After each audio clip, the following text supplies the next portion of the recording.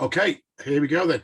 I'm not going to say good evening because I always say good evening, and I always see, like me, I listen to these on the way to and from work, which can be either 6:30 in the morning or 6:30 at night. So I'm going to say hello, everybody, and welcome to episode 14 of the Malt Travel podcast. A longer break, actually, which feels quite nice, actually, having just a couple of weeks off.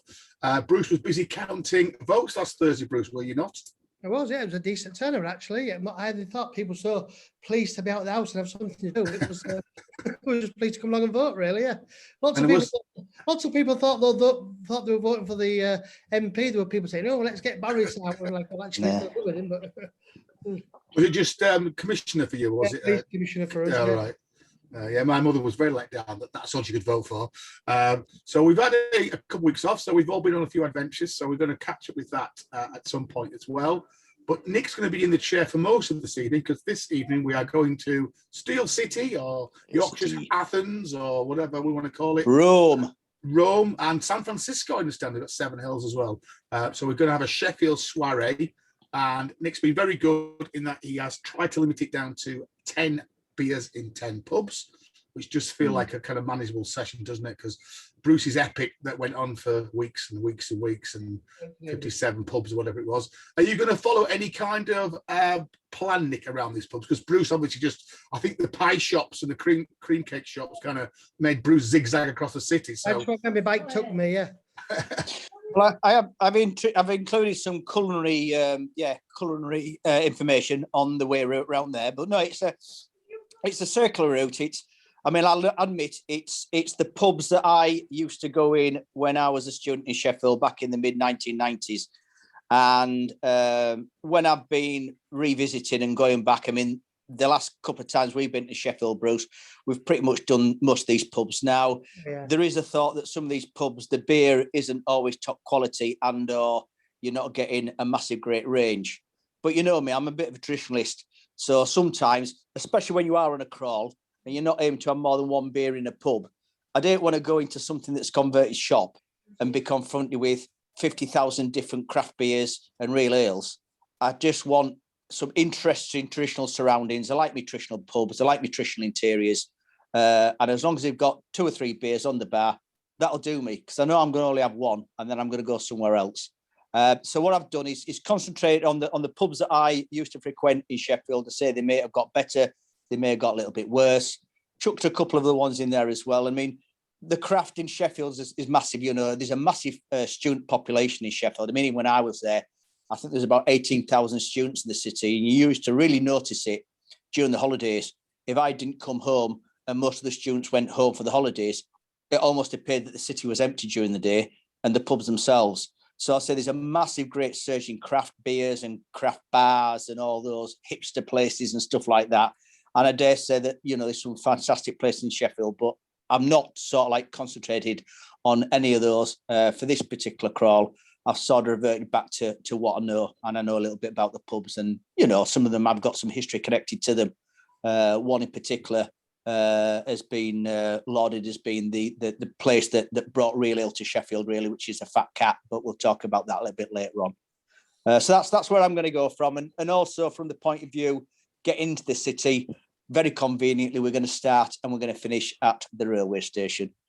Evie's got her hand stuck in the shop to Scouts. She's got her hand stuck in a jacket. It won't come out. Well, go to Scouts, and I'm sure they'll solve it between them all. Yeah, you'll get a badge for that. Be prepared. Yeah. Removing hand out of jacket badge. Yeah, I mean, on our kind of trips, I think we're back into what we're looking at kind of what we said before about session beers that are, you know, about 3, 8, 4, so that you can drink quite a few of those. I think that's the challenge, as you mentioned, Nick. I think they're with craft beers. They're often, you know, especially these double dippers and nippers, they're all kind of, you know, 8, 9, 10%, and you just can't really drink those. So we've got that. I've also been a bit, pushed a few ideas out on Twitter this last couple of days. So we've got a few ideas from the kind of the beer nation out there. So I'll put those together as well. As always, I've dropped a few interesting little bits into the presentation for those that are watching on YouTube that will try and knock Ben and Bruce and Nick off their stride a little bit. We'll work through. So just do our usual kind of quick catch up. So as I said, it's been a couple of weeks since we were last on when we finished off our York little tour around. So we were all planning, I think, in the last podcast that we were going to go off and have fun. I think all of us have had some ups and downs, really. In that it has been, obviously, the weather's been quite challenging over this last week. Definitely, we had a nice weekend, I think, for the bank holiday weekend, or nice-ish.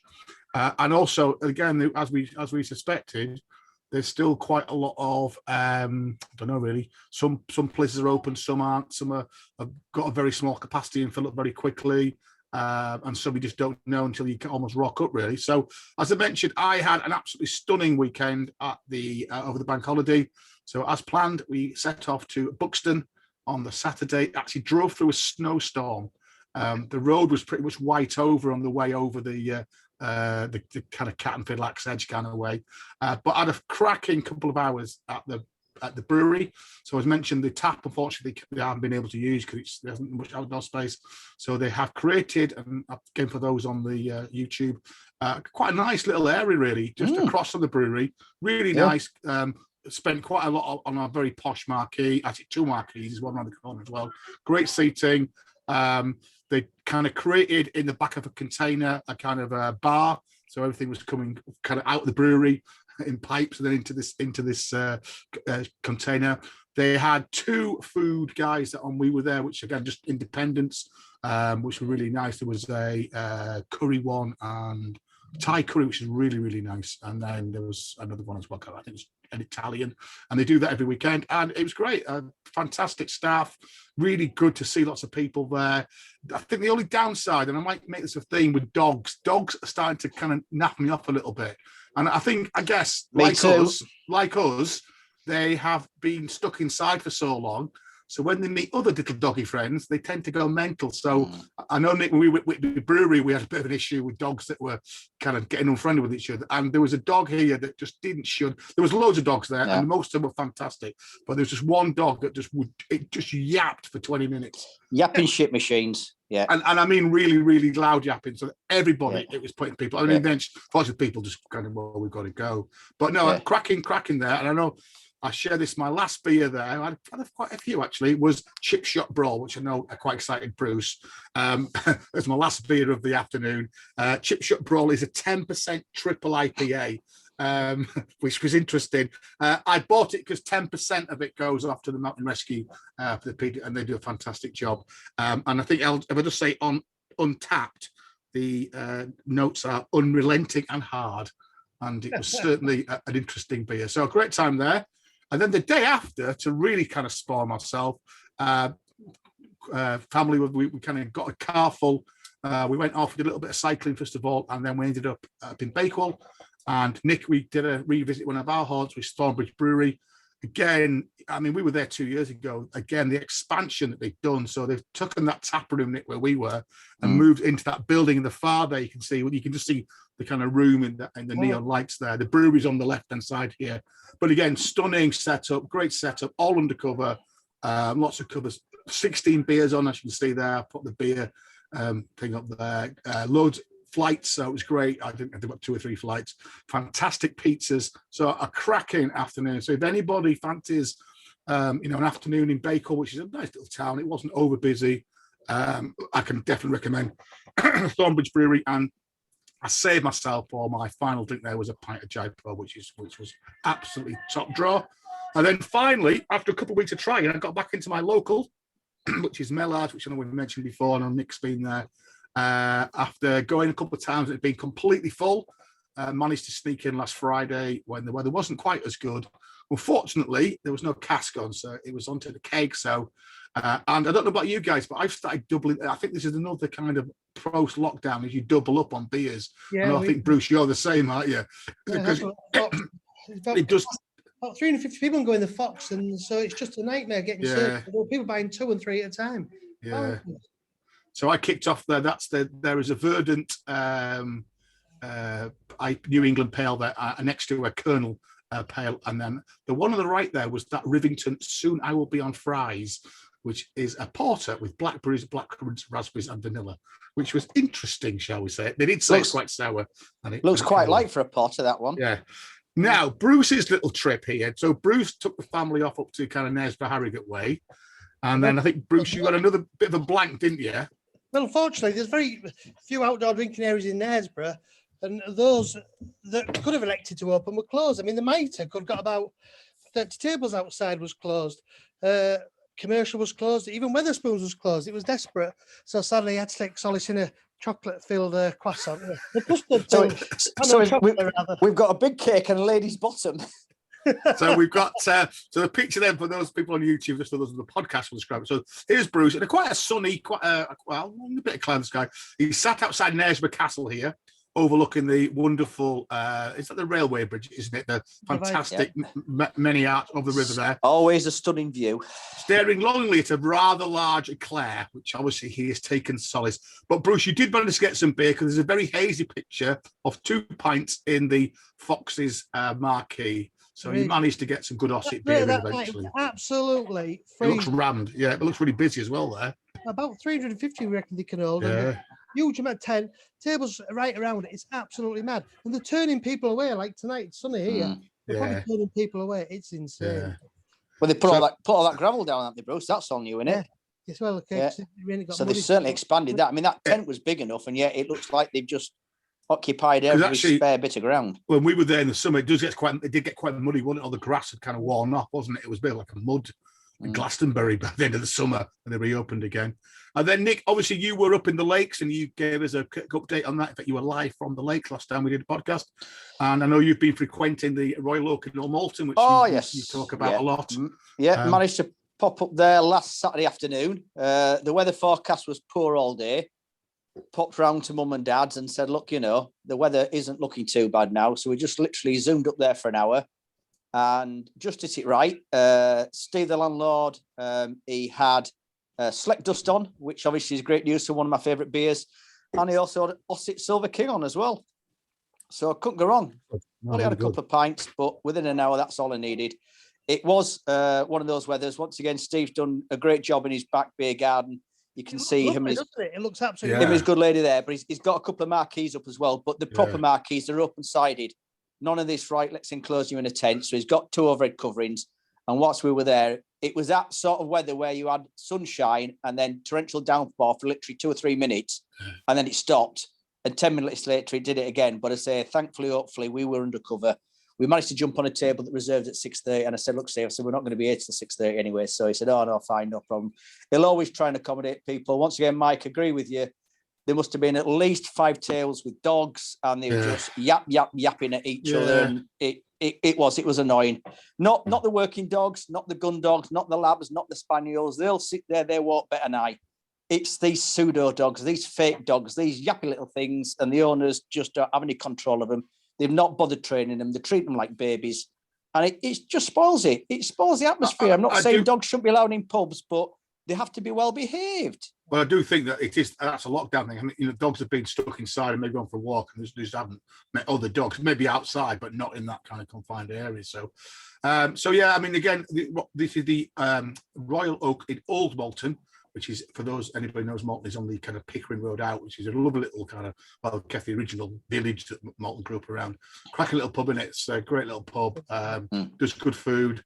And certainly I'll be up there when I'm going up next time I'm in Malton. Steve puts he's from South Africa originally, although he's been in this country many, many, many years. In fact, he came from down south, and I've Jersey. Had a couple of quick chats with him. He's had camera pubs of the year in the areas there he's been, but he puts a little bit of a South African twist on some of his food.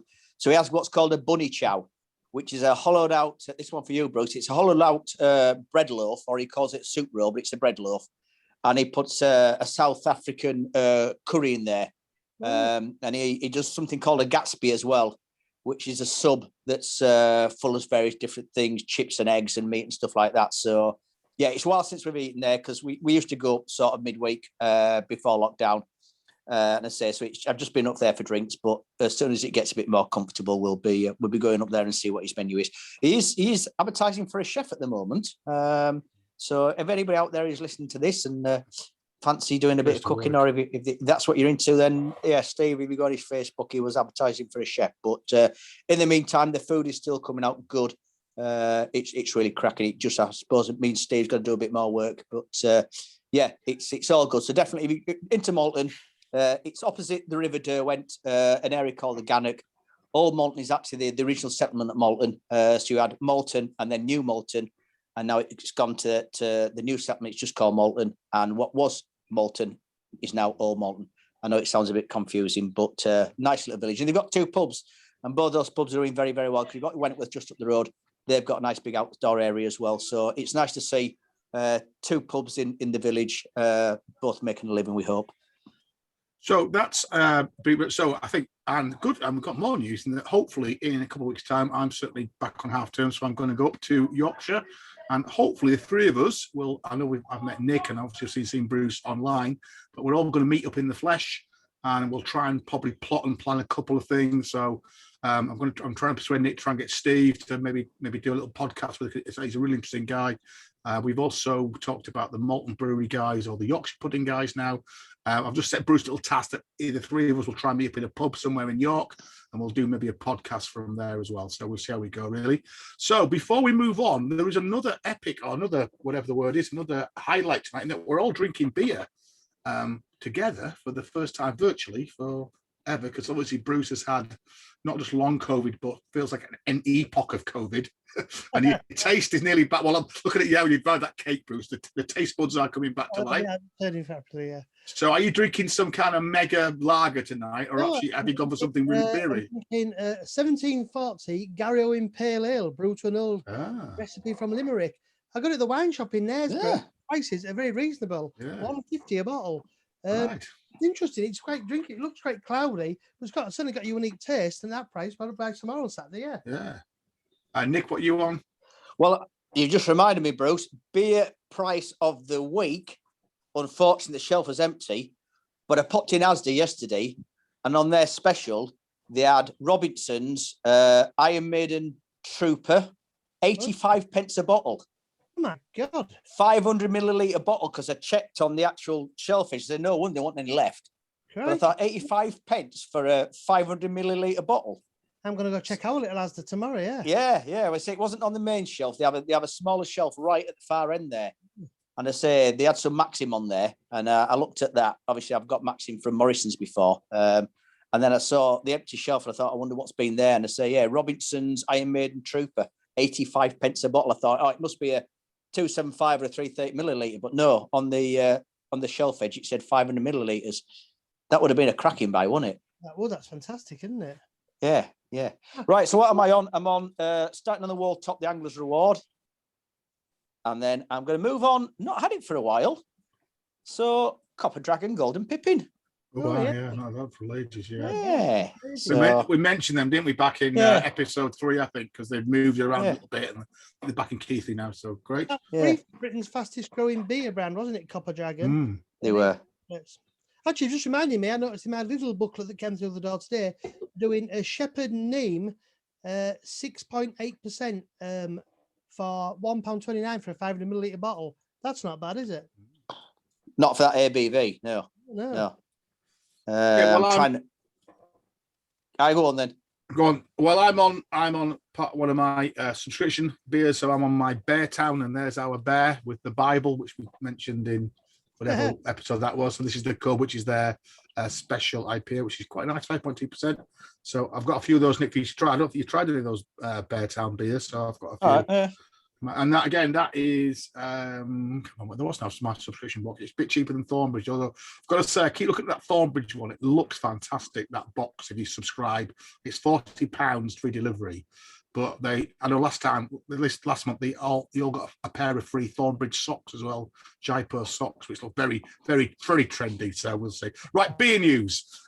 This is actually going back a week or so now, but this was some Timothy Taylors who tweeted that for the first time ever in the brewery's history, they were having to brew on a Sunday because they had been absolutely blown over by the amount of beer that people were drinking, obviously off that initial unlocking on the 19th. Well, that's amazing, really, isn't it? Because it's just on beer being sold outside, which is astonishing. Lots of their areas pubs won't be open in the tidy state, will they? So that's quite remarkable, that, isn't it? But like you said, Bruce, you've got people like the Fox who were pushing out 350 pints every 10 minutes, then, you know, that's good stuff. So that was really interesting. But as we said, the challenge has been, hasn't it, for all, and again, you do feel sorry, because I know many pubs around here were just saying by Saturday afternoon, sorry, we're shutting. It's just it's too wet, it's too cold, it's not fair on the staff. So we were hit a bit last weekend, and I know there's a couple of pictures there for those on YouTube of snow-covered tables, because it just went bonkers, didn't it? And again, I put a few headlines there about just some various local papers about having to shut.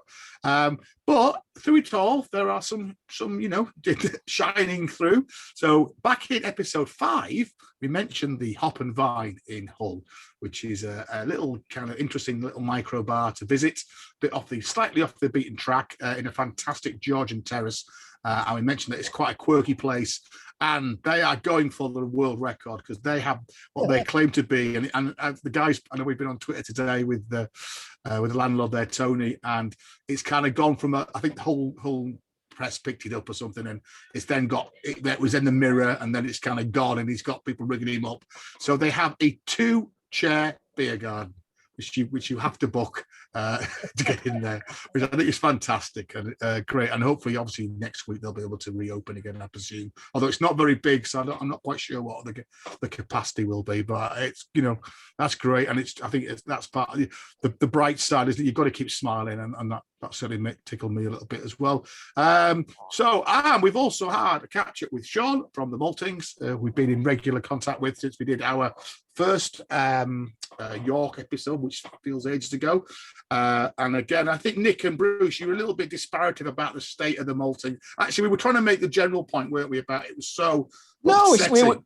We were saying, we were disappointed that everything looks closed, and whether anything's going to open again. Not that it was looking shabby. Sorry, Sean. Oh, no, I think you did. I think you both said it's. I think you said it's an something building compared to the bloody spanky Bruce's Japanese cocktail bar next door in that posh hotel. I wouldn't have said that. So anyway, Sean's been in touch to say to us that he's been shamed into sorting out the exterior.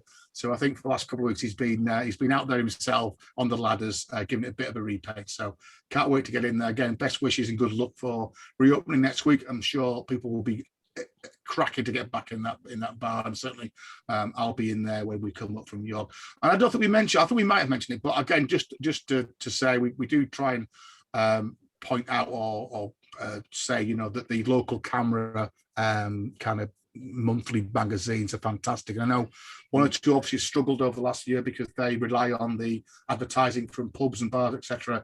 Some have gone online, some haven't. And Ooze Boozer, which obviously is, if you come into York, you'll probably find copies of Ooze Boozer. It is a really good, I think one of the best ones, one of the better ones in the country, really. Yeah. So again, if you are coming, you can go on, you can get the past editions, and it's always a massive. It's huge. It's massive. It's a real meaty monthly book, or whenever they come out these days. So bear that in mind as well. And then we were also talking last time about strong beers, and I think we were I know we were probably getting ready for Sheffield, which we'll come on to in a minute. And I mentioned that I'd read recently that Brewdog, I think, had maybe just put this beer out again. This beer sells out in literally hours as soon as it goes on sale. And this is their strength in numbers, which is reputedly the world's strongest beer at 57%. So I had a quick, we just confirmed that because we weren't quite sure last time. So I had a quick research. So this is £28.95 a bottle when it goes on sale, and literally sells out within minutes. What size bottle is that? Good question. Not sure actually. 500 milliliter. Possibly. Cheaper buying a bottle of malt. So apparently, back in 2010, Brewdog and a German brewer called Strausbrau started a little bit of a battle to see who could brew the strongest beer. So Brewdog kicked off with Tactical Nuclear Penguin, which I know Bruce. So I'm going to come back to that because Brewdog York, Bruce are ready. They're listed, and Brewdog Sheffield have both said they're going to wait to see what you say. They then did, that was 32% in 2009. They then brewed Sink the Bismarck, which was 41%. And then they also did The End of History in 2010, which was 55%. So apparently, after kind of trying to hit each other off, they decided in 2020 to do a collab between the two breweries, and the result is strength in numbers. And apparently, they use something called the Eisbock method, which is where they actually brew this beer and then they freeze it. And once it's frozen, they take out the chunks of water and it leaves a concentrated beer. The beer actually is Brewdog's Death or Glory, which is 21% proof, which is then put into whiskey casks for around 10 years. and then they make it into this. So if you can get your hands on it, sounds good. So Bruce, Tactical Nuclear Penguin, what was that like?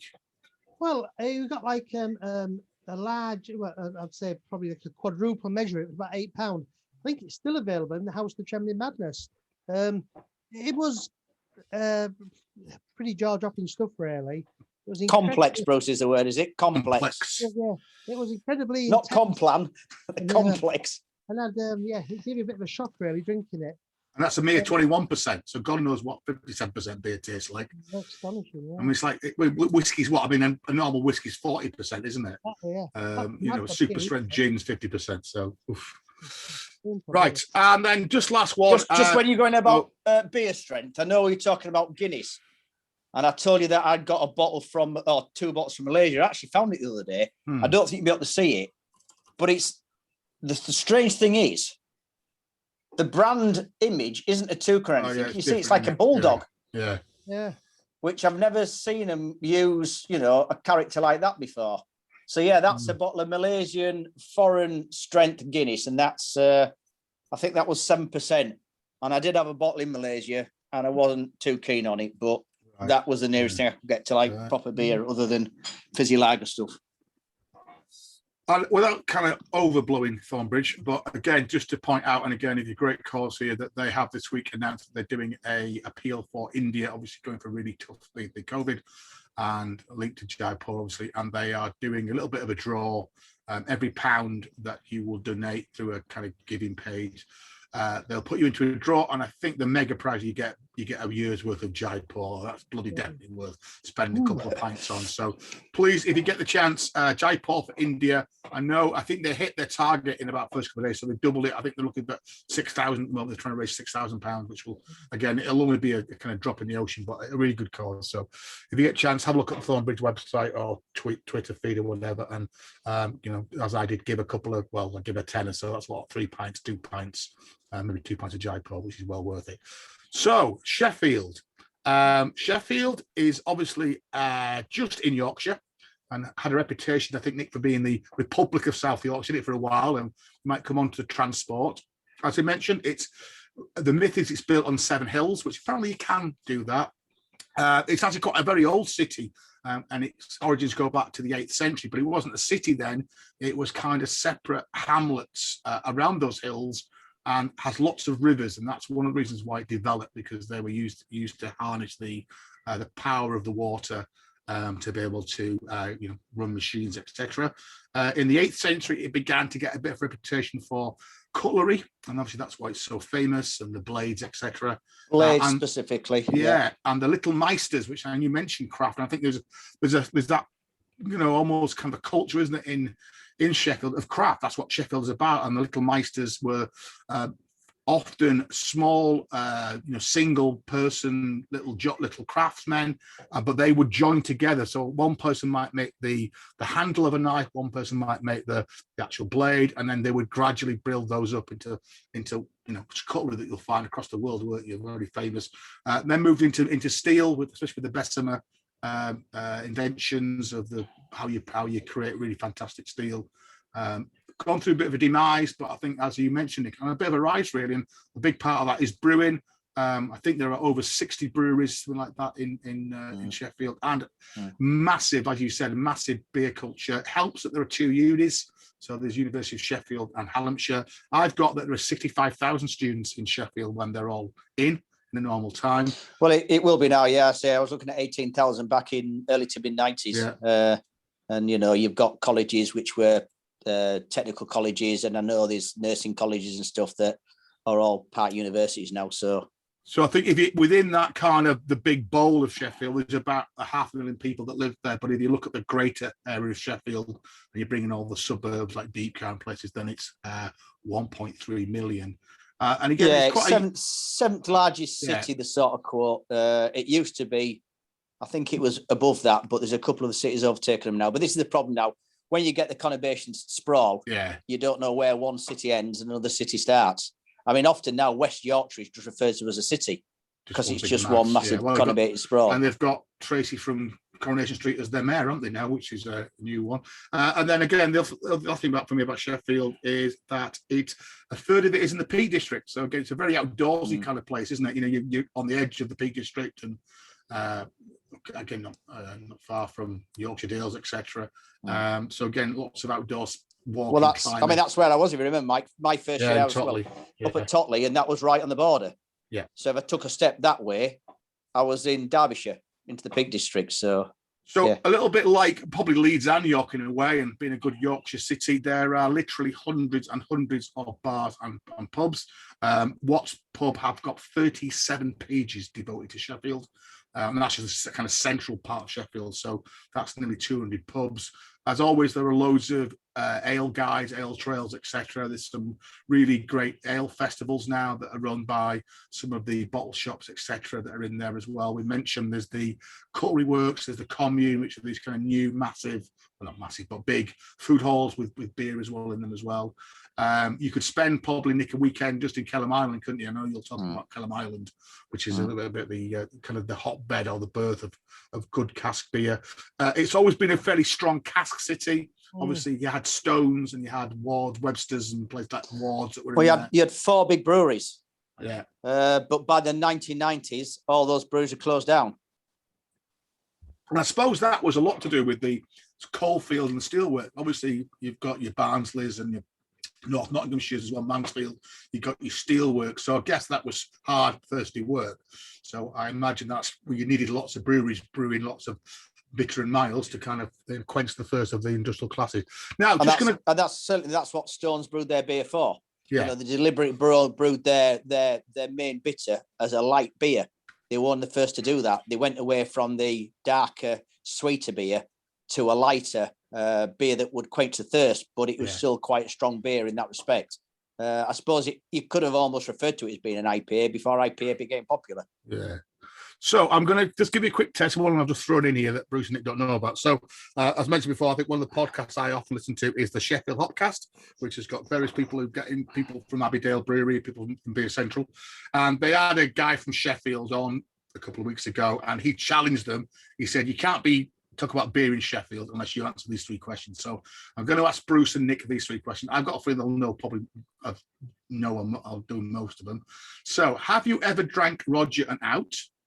And where was it brewed? So I'm going to ask Bruce first. Go on, then. I've drank Roger. The pub was called the Dead Parrot. Is that right? No, not close. Quite. You got half a point there, Bruce.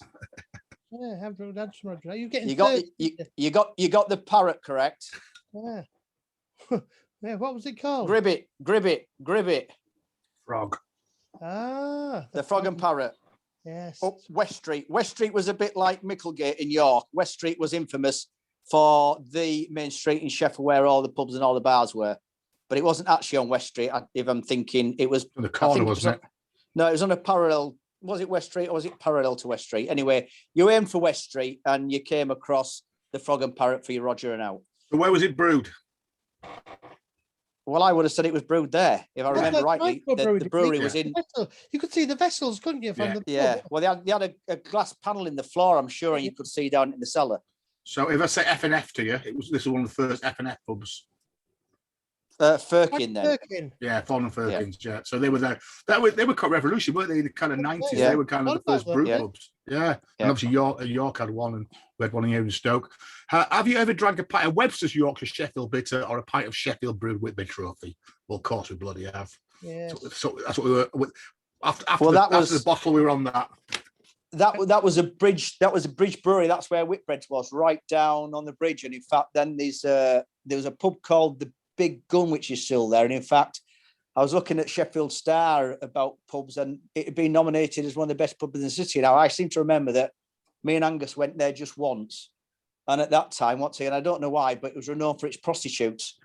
And Angus was very, which is becoming another theme on these podcasts, by the way. I know. We've moved from toilets now to red light areas in various cities. But no, this was in the middle of the day. We're basically walking down to Kellam Island. And I said, there's a pub up here that's supposed to be quite infamous like. And it really was, one of those pubs that had never been painted or even washed down for about 40 years. And it was the middle of the day. And we went in there, and landlady was the nicest pie. And she was a bit taken back to see 2 student types going in there. It had the air about it where the cigarette smoke from the night before was still hanging in the air. And as far as I can remember, it was Whitbread, but I'm just thinking with it being called the Big Gun, whether it should have been Stones instead. But I'm sure it was a Whitbread pub. And as I say, the cigarette smoke was still hanging in the air, and we had a chat with them. Nobody else came in. I went out, and then we sort of like said cheerio, and then headed along the river down to Keller Island. So I think we can kick 2 off. So the third question is: have you ever had a drink in the snug bar of Fagin's? No, but I saw Fagin's with you and Nick last time, and it looked really interesting. And you wouldn't go yeah. We were on our way back up from Keller Island up to Trippit Lane, weren't we? Next time we go, let's definitely do that. So Fagin's is it's got a big handicap kind of mural on the side, hasn't it? Like a Yorkshire Banksy or whatever. Yeah. And apparently this Joe Fagin, who the pub, it's not I think it is an Irish pub, but it's not, it's not actually a theme pub. And the Fagin actually comes from Joe Fagin, who was the landlord for many years, who was actually ex-bomber command, Nick. So there's a lot of obviously Sheffield as linked to with the 633 squadron, the dam busters that were obviously used the dams outside Sheffield.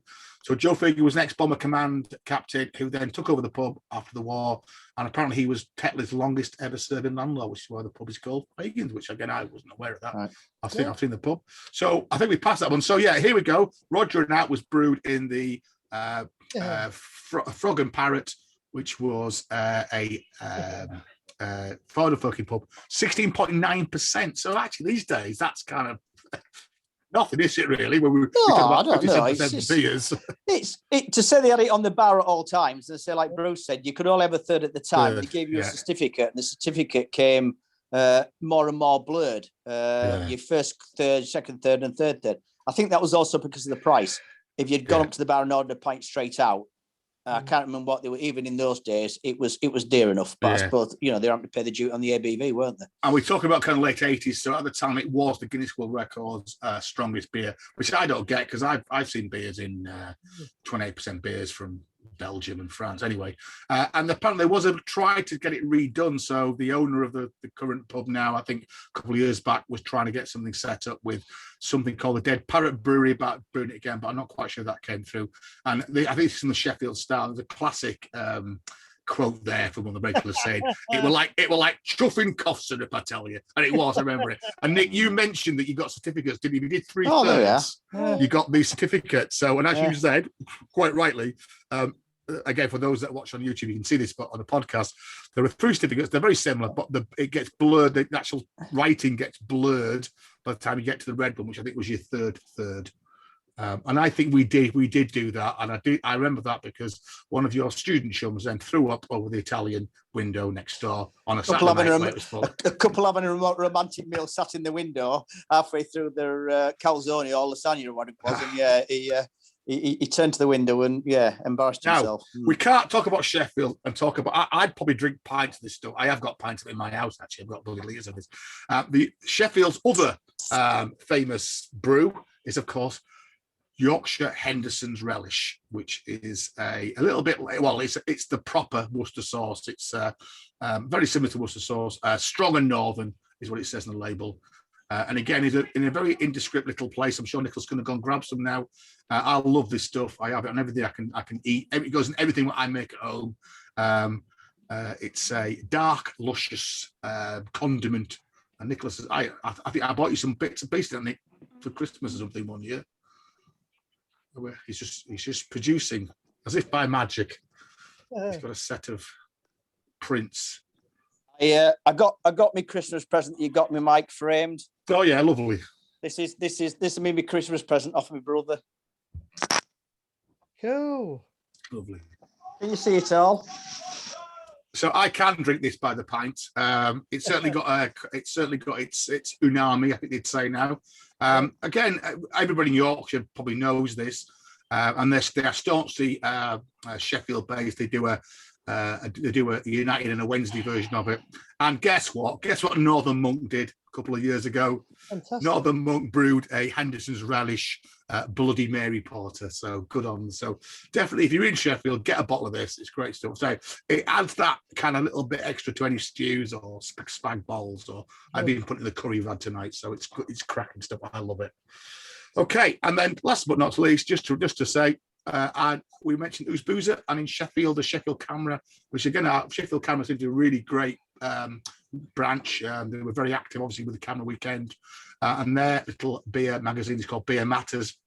Unfortunately, it hasn't gone online in the lockdown. They tend to stay on print, and so they haven't done that. But again, if you go onto the Sheffield Camera website, you can look at the back issues. And this is, again, I read this week. It's a really good read. So I recommend, as always, Beer Matters. The local branch magazines are fantastic. And then we've got to talk about football, because Sheffield's a big football town. But unfortunately, it's been a pretty crappy year for Sheffield.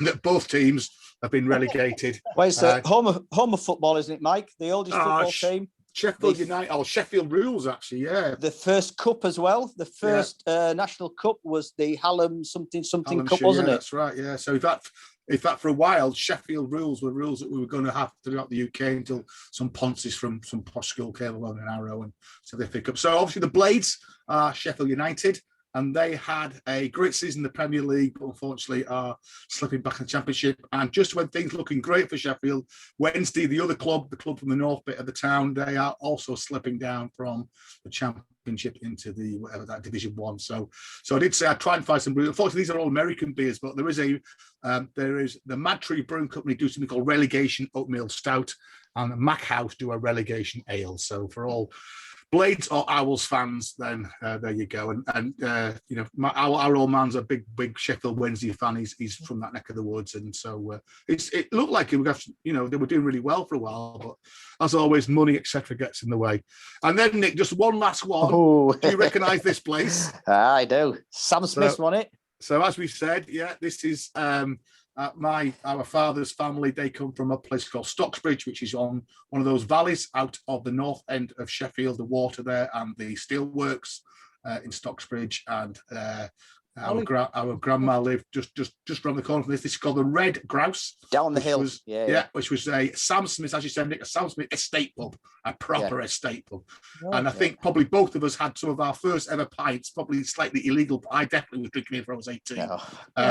On a Sunday lunch, we used to go up and sneak a pint in of probably all brewery bitter at the time.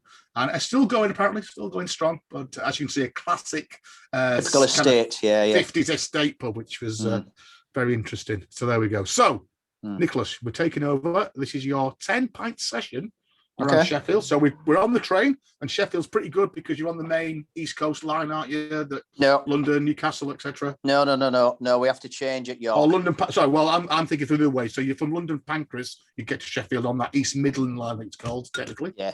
But you'd change at York. I'd go straight across, and I York. think I can get to Manchester and go straight across. So I could, Derby, I'd go to actually and go up. So you're pretty well, and obviously it's on the M1.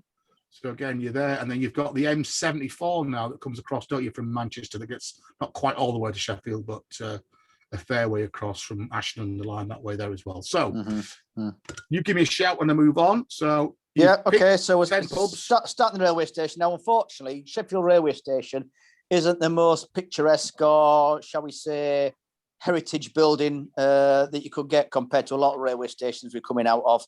But it has got a golden star there, and that's the Sheffield Tap. And once again, it's quite amazing, in fact, that these buildings were sort of closed down, mothballed, but not knocked to pieces, and not messed around with. So it was the guys out of the Pivney pub group who realised that the buildings were there, and so they opened them up, and it's a cracking start to the day.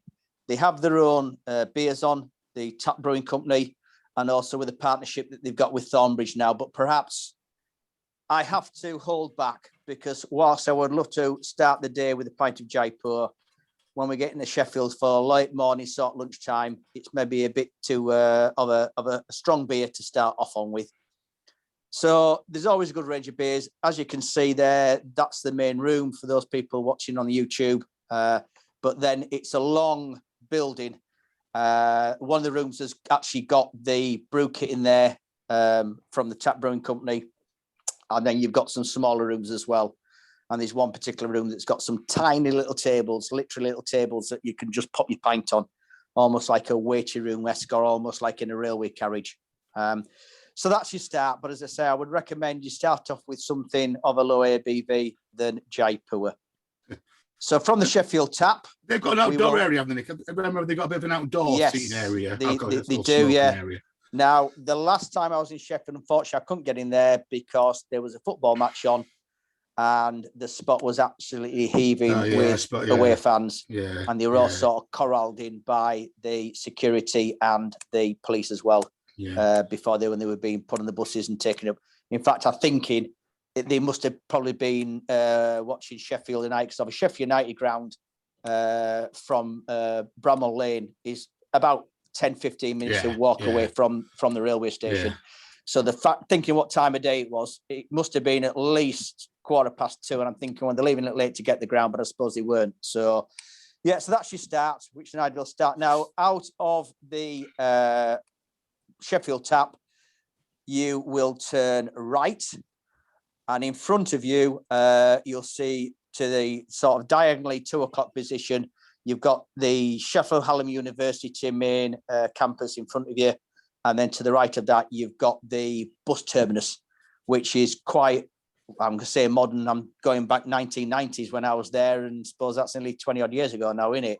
But in terms of where the bus terminus is, if you head along the bottom of the bus terminus and take the first road up on your left, you'll see this Tudor timber building. Now, there are a lot of buildings that look like this that are obviously mocked up, but in fact, this one is, let me see my notes. This was originally built in 1475, so it is in fact the oldest pub in Sheffield. And in fact, it's the oldest domestic building still surviving in Sheffield as well. Not that it was built as a pub in 1475. It was actually built as a hunting lodge for Sheffield Castle. But it was adopted as a pub around about 1841. And it's amazing that it's actually survived, because I say all around, you've got the bus terminus, you've got late 40s, 50s, urban sprawl, unattractive concrete buildings. But to have a building of that age still where it is. And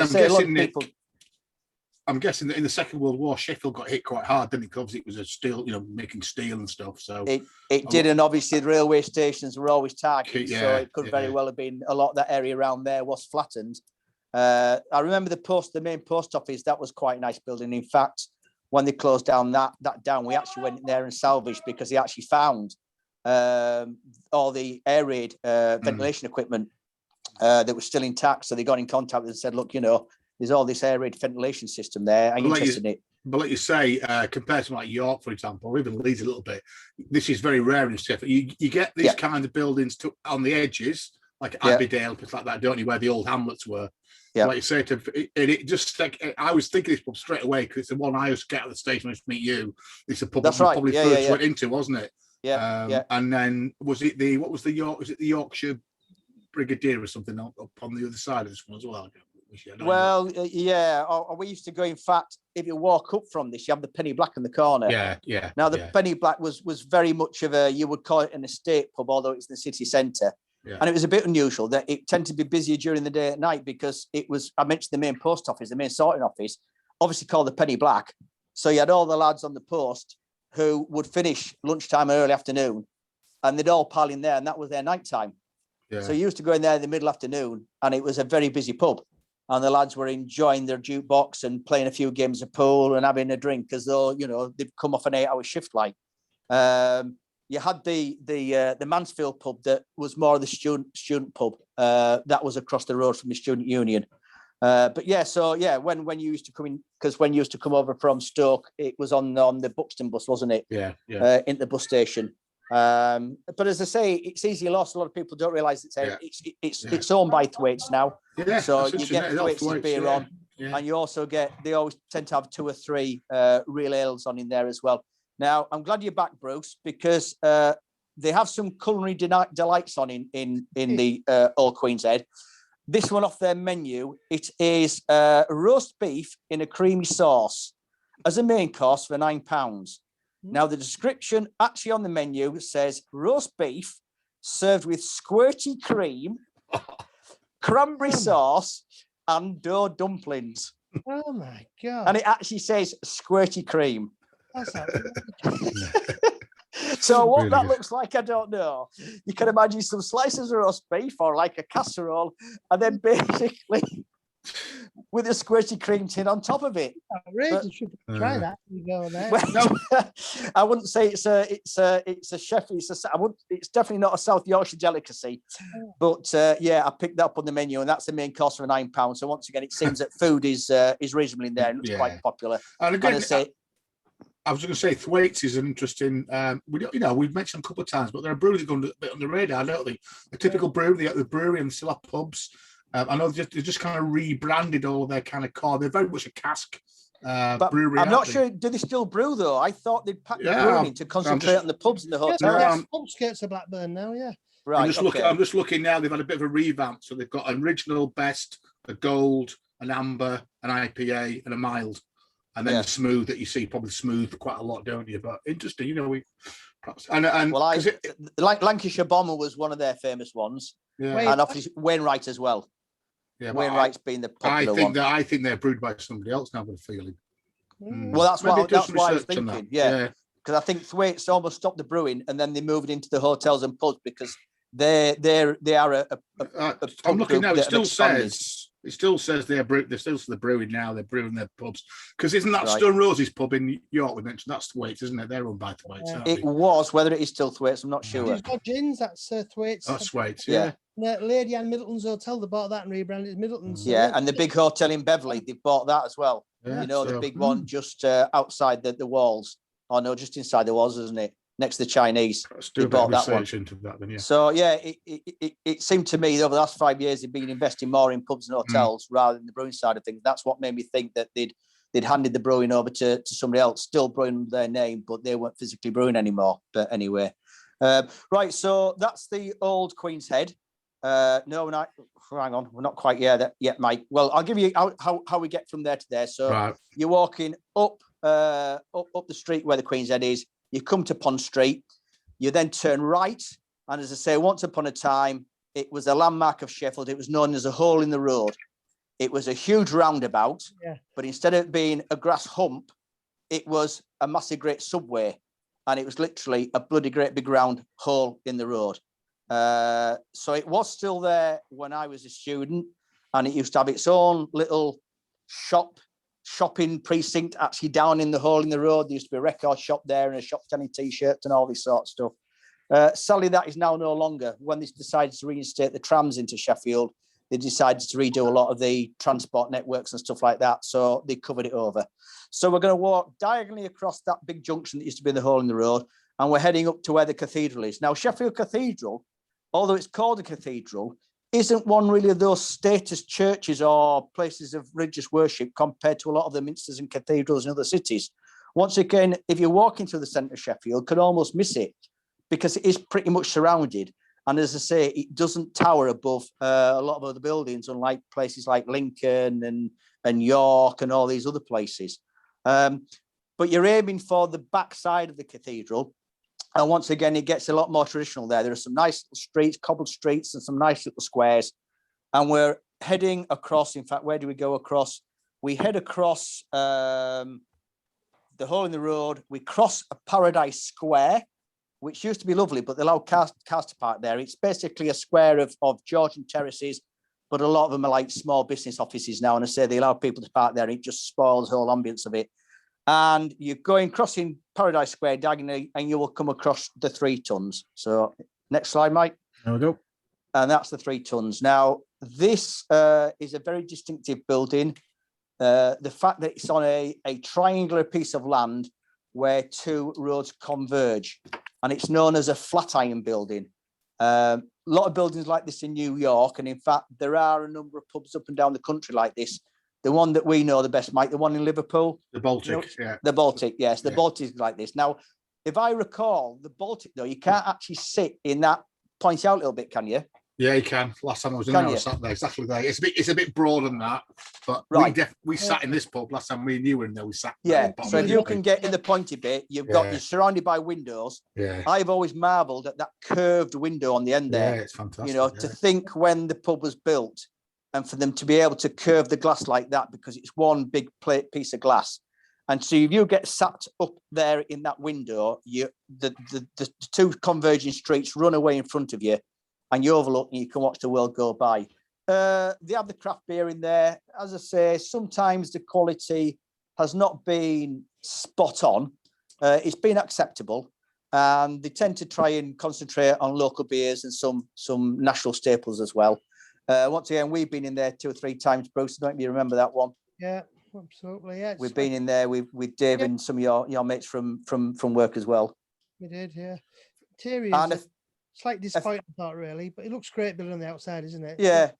But a feature a lot of Sheffield pubs, they know that you might need some snacks while you're going in there, so you can see the snacks bars there. You've got your dinky pork pie, you've got your medium pork pie, and you've got your large pork pie. Or you can have selection of cheeses as well.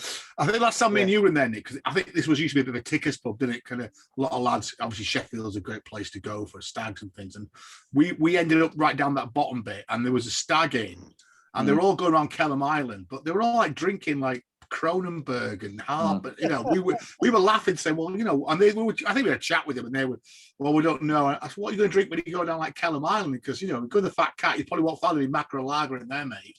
So you know, you may start. So yeah, but no, you say it's more, I guess, the ambience. It's the building highlight, which is, you know, when we opened up tonight, you know, I've gone for the traditional buildings. I say it was a pub that I always went in because I went to Sheffield as a student, but I was a mature student, so I wasn't going for the 4 pints of lager for a tenner, or you know, jugs of stuff and all that sort of stuff. I was going in for the quiet pubs, and where I could blend in better as well. You know, I could get chatting with the locals and adopt my dad's Sheffield accent, as it were, and then, you know, blend in rather than sticking out as another bloody student. So yeah, that's the 3 tons. So we're going to come out the 3 tons. Well, just as you mentioned, there's a couple of other pubs that are like this in Sheffield. In fact, quite a few people have mentioned on the Twitter the Bath Hotel, which is a similar building, kind of on that same kind of flat iron building, which I guess just for space, wasn't it? Just maximise the space. Bit wider. So heading down the hill, we're heading from the 3 tons, head down the hill, and you'll come to, I've had to make a note of the streets, so I can't remember what the streets names are called. You know where you're heading to. So onto Tenter Street, you're turning right, still going downhill. If you've got time, when you get to the bottom of Tenter Street, onto West Bar, there's the National Emergency Vehicle Museum. Now, unfortunately, when me and Bruce have been there, it's never been open, because once again, we tend to do our crawls on a Monday and Tuesday when I've got my days off. It started a very, very small. They literally started with 2 battered knackered old fire engines, and it's in an old fire station. So they've got the big wide entrance doors where obviously fire engines used to fly out onto West Street whenever there's a fire. They started with literally 2 vehicles. I just read up on them. They've got over 45 emergency vehicles, and looking online, it looks a hell of an impressive little museum. Now, I know last time we were down there, Bruce, if we remember rightly, we walked on the corner. They've got a bloody great 47-foot lifeboat in their yard, haven't they? Yeah, it's bonkers. They've got a Tyne class full-size lifeboat in their yard, so there can't be many places where you can go and see a full-size Tyne class. I think they managed to get it when it was decommissioned, because it was the City of Sheffield lifeboat. So obviously it was sponsored or donated by the City of Sheffield in the first place, so it's come back to its sponsored home. So yeah, if you've got time, pop in there. I mean, they're doing a great job. You know, support, because I think it's, as far as I know, it's mainly run by volunteers. And certainly if I get down there on a day it's open, I'll certainly spend an hour to have a bob round in there and give it support. And if you like fire engines, police, ambulance, they've even got a little war section now about Sheffield Blitz and all that sort of stuff. So if you need a stopping off point after having 2 or 3 pints already, then that could be a good hour away from it. So you're on to West Bar, and literally you cross over the road, and the first pub you'll come to is the Shakespeare. Now, once again, when we first started going down Kellam Island, the Shakespeare didn't really have a reputation. Once again, it was one of those places that never seemed to be open and never really looked to be inviting. Whilst I would love to see that Ward's Fine Motels neon lighting across the front of it lit up, I don't know whether it does light up or not, because once again, normally when we're in Sheffield now, it's during the day. By the time it's getting dark, we're back into the city. But the last couple of times we've been down, we've actually been in there. And yeah, it's on a par now with the Fat Cat and with the Kellam Island Tavern, I would suggest, in terms that it's a traditional pub inside, cracking range of beers on. Once again, I've spoken about this before. You can see there in the picture, anybody on YouTube, they have the blackboard up with the range of ales, telling you exactly what there is to offer, what price you're going to pay, and what ABV. And once again, if I'm on a crawl, if I'm doing a 10-pinter, I like to keep abreast on the sort of volumes that I'm drinking. And I know if I've drunk a 5.4, I'll probably try and go for a little lighter one after that. Because if I know I get up to a gallon and I've been drinking 4.5, 5%ers, I'm not going to make the day. So I always like to see the blackboard there. So they've always got a great range of beers on there, ever changing. And as I say, this is a gateway, really. This is introduction into that beer mecca that is Kelham Island. Yeah, I always feel it's like the gateway, isn't it? You kind of walk to, you always walk past and this on way in and way out of Kellen, don't you? Certainly with Weaver for being there. I quite like that Cloudwater beer they've got there.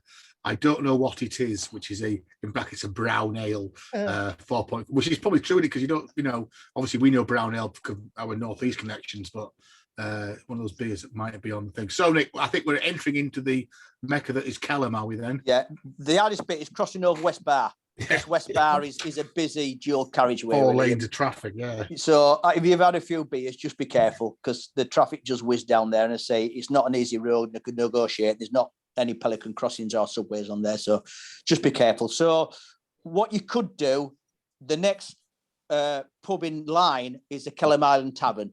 But I think it's always worth to have a little bit of a walk again. Go to really the place that started it all.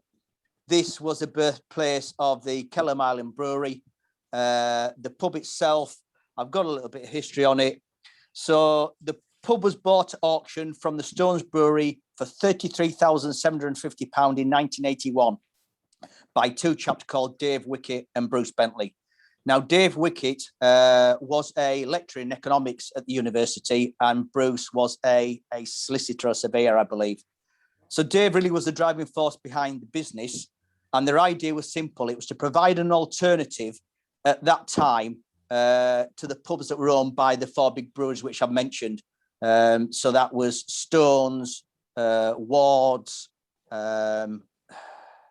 Whitbread, and Hope, and I can't remember what that was called. I've never come across them before. But it was to give an alternative, and it was to sell different types of beers. I think Dave was quite shrewd in that with him being a lecturer, never read this officially, but hearsay sort of said to me that he got a lot of his students to actually run his pub for him. So everything from the marketing to having them working behind the bar, etc., etc. Because it was one of those, if you built it, they will come. Because, I mean, the area, Kelham Island, was purely warehouses. Oh, yeah. It was completely industrial. And even now, it just seems to be off on a limb, and yet it's not, because all those warehouses now have been converted into apartments, and there's cafes, and once again, hipster places down there. So it's become a mecca for all that sort of entertainment stuff. But I say, even in the days that I was going there in the 1990s, I think I've recounted this before, we had 2 Danish students. These were big Danish lads who were like Vikings. And I said, right, guys, I said, you like your beer? I'm going to take you somewhere special tonight. So we travelled into Sheffield, jumped off the bus, walking down Kelham Island, once again, because it's in a street of industrial warehouses, it was never that easy to find. And they were a bit afraid. They're saying, Nick, is it safe down here? There is nothing here. Where are we going? And I'm saying, you're all right, lads. No, we're going to get it soon. It was like a little oasis there. It was lit up. And once again, quite a distinctive building. I've not got an out exterior shot in the photograph that I've got here, but quite a distinctive building there with a fat cat, a slightly round front to it. Got in there, I say it was busy inside, so went upstairs and I got them on the Thixton's Old Peculiar. Anyway, they had a good night that night and they started to appreciate what British beer was compared to Carlsberg and stuff like that. So once again, inside, classic, unspoilt boozer. Those people on YouTube can see the bar. They reckon this was a accountant's kiosk from a co-op from somewhere, or a ticketing booth or something like this. So it was reclaimed. And once again, if you get sort of 20 to 30 people in that bar, it's very, very, very snug. But the range of beers on there, always great, always attentive service. And there's the pies and the food there available, you know, down to earth. It's reasonable as well, isn't it? The price of the food is bonkers. I think on a Monday night they do curry and a pint for £5, don't they? Yeah, well, that's one thing you will find in Sheffield, Bruce. Once again, I mean, in my opening notes, I described the people of Sheffield as good-humoured, friendly, down-to-earth, but gritty. You know, the people of Sheffield don't suffer full kindly, and they don't put up with any nonsense. But there again, they are generous, they are kind, they are people who you can socialise with. You know, they'll have a chat with you. If anybody wonders what last time we were there, Nick. Say again. Remember that Sheffield Hospitality Week experience? Well, we'll get onto that in a bit. Yes, Bruce. Yeah, absolutely. Yeah. So anybody, if you listen abroad and you wonder what people like Sheffield are from, think of Sheffield's homegrown Hollywood actor, Sean Bean. It always amuses me that Sean Bean can take on many different roles. Killing Frenchmen and Spanish people. Well, he can be in Lord of the Rings. He can be a hero. He can be a superhero. He can be a gangster. But he always has a South Yorkshire accent. And even when he tries to put an American accent on, a French accent, a mythological accent, he's always got his South Yorkshire twang there. But yeah, the working girl's a bit rough, or the posh girl's a bit rough. Sean Bean is your typical Sheffield person. And if you think of Sean Bean's accent in most of his movies, that's the sort of accent you'll hear if you go in the traditional pubs in Sheffield. So this is the Fat Cat. They've got a beer garden. Last time me and you went down there, Mike, we were in the beer garden. Yeah. And as I say, the brewery itself, when it first opened, I think they had a 10-barrel capacity. The popularity of their beers, their most famous beers are probably Pale Rider and is it Easy Rider? Yeah. That's Kellen Brewery, isn't it? Yeah, Kellen Island, yeah. Well, that's Kellen Brewery came from the Fat Cat. So once David opened the pub, he then decided to start the beer. And once again, with the demise of the 4 big breweries in town, the Fat Cat and Kellam Island now have the distinction as they are the oldest independent brewery in Sheffield. And they are the oldest independent brewery within 100 years because they've been on the go more than any of the other independent breweries. So yeah, we sat in the beer garden there, nice little beer garden area. And as I say, the brewery itself has now moved into new premises. What is the visitor centre now, I believe, was a brewery originally, because they've upped their production to a 100-barrel brew kit now. So that's the Fat Cat. So we're going to head back out of Kellam Island now. I know there are other pubs down there, but we can't not completely leave the area without visiting the Kellam Island Tavern. And once again, the Kellam Island Tavern has got a lot of notoriety in the world of real ale. As you can maybe just make out there, they've won numerous awards, back-to-back awards for Camera Pub of the Year in Yorkshire. Once again, no nonsense, walk in there. They've got the menu up there, all the beers available. Typical sort of main front room there, sort of an L-shaped room. Get quite a lot of the regulars, locals, no matter what time of day or night, sat in there around the edge of the pub. Once again, I understand they have some food available in there. Once again, Mike, I think we sat outside there, didn't we? We sat on the front of the pub. They've got some benches and tables. Right. I think we started in that left-hand window there, and then we moved out. It's quite warm. Just had some benches outside. It's a funny pub inside, isn't it? It's always, I don't know, it reminds me a bit of that, what's the pub in Beverley with all the red velour? It's a bit like that, isn't it? It's quite a dog and duck. Like a 70s feel to it, really. Yeah, traditional, unchanged, which is how I go. Small as well, you look at the size of the building, think it's be quite big, but it's not. It's to say it's like this L-shaped pub, and it's really just the one room. That said, I don't know if there are rooms through the back. I don't think there are. I think that's mainly the toilets and stuff through there. We've never been through there because we've always stopped in that main bar. When you're in a pub for 20 minutes, half an hour, you don't tend to explore too much, especially these other people in there. Yeah, if a pub's quiet, it doesn't attract attention. You start wandering around, looking at all the rooms, but I don't tend to wander around if there's quite a few people in the pub, because you tend to get people saying, what's he bloody looking for? And then they try and be helpful and say, you looking for the toilet, mate? No, I'm just looking at the rooms. In this case, all right, okay, carry on then, sort of thing. So yeah, once again, Kellam Island, obviously they've got a lot of local beers on. I think is it the Blue Bee Brewery? Yeah, they always have one of theirs on. Yeah. And I don't think there's any malice. The fact that they're Kellam Island, you've got the Kellam Island Brewery. I'm sure they stock the Kellam Island Brewery beers as well, just being around the corner there. And I say between them, certainly the landowners, the property developers must be very pleased at the efforts that they made in dragging people down to that part of the city. Because last time we were down there, I was amazed how many of those warehouses have been turned into apartments. And you've got obviously hipsters and people who are quite affluent sat out on their little terraces and balconies, enjoying the sunshine, enjoying the industrial sprawl that is still sort of around them.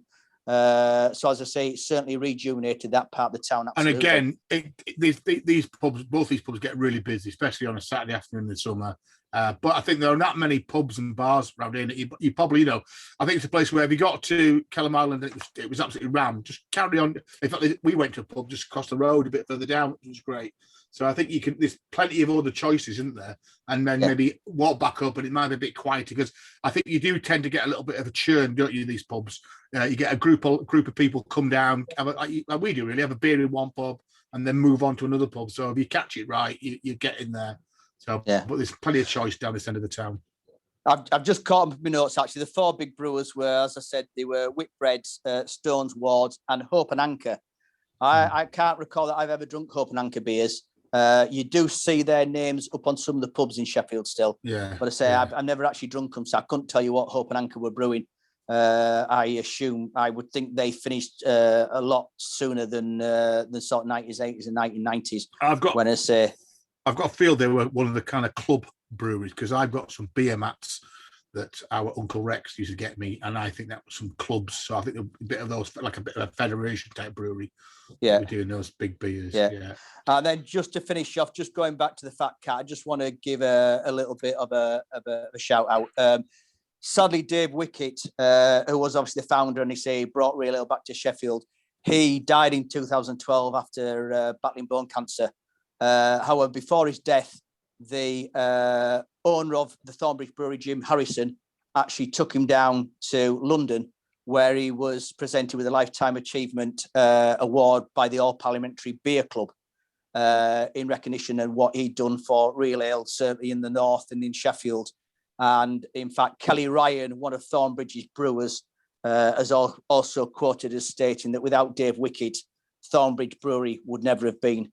Because Dave, as well as being successful with his own brewery and with his pub, he also gave assistance to a lot of other breweries that were starting up as well.